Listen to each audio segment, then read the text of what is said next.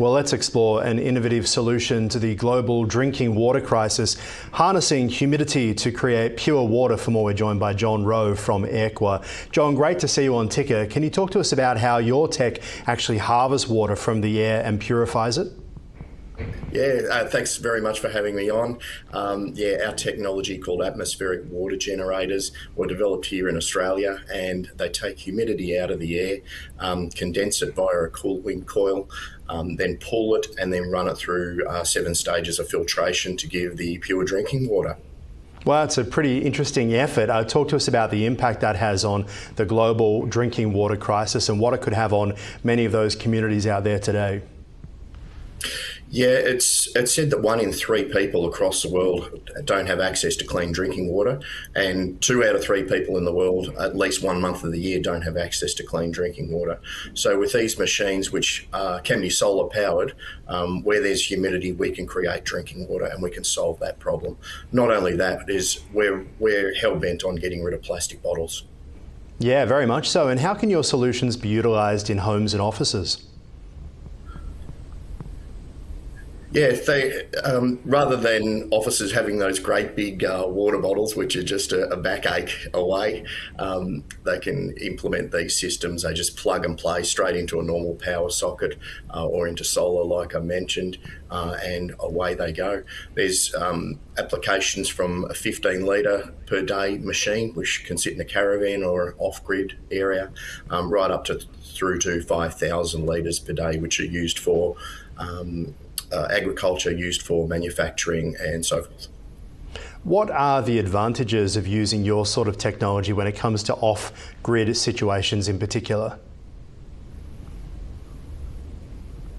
One of the things that we get asked for and commented on is that when people go off grid, they go maybe sometimes 350, 400 kilometres out of the nearest city, and the only thing that they need to come back for is water.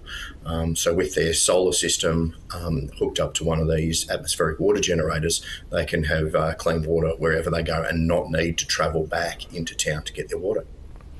Pretty incredible. Talk to us about the journey for you of getting to this point.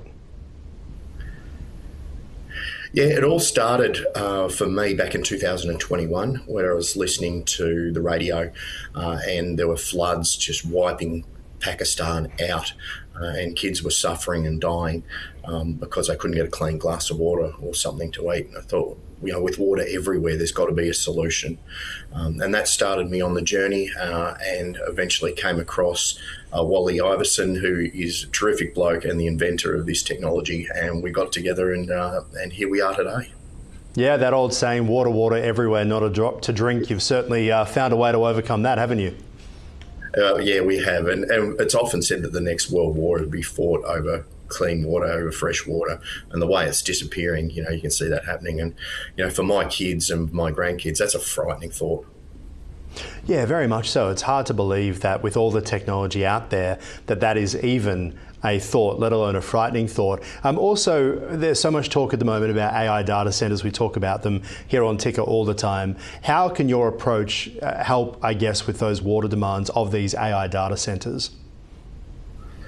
Yeah, this is a strong one for us as well, because via a report from one of the big data centers, 2024 report, that each data center goes through approximately 130,000 litres of fresh water from our drinking supply every day.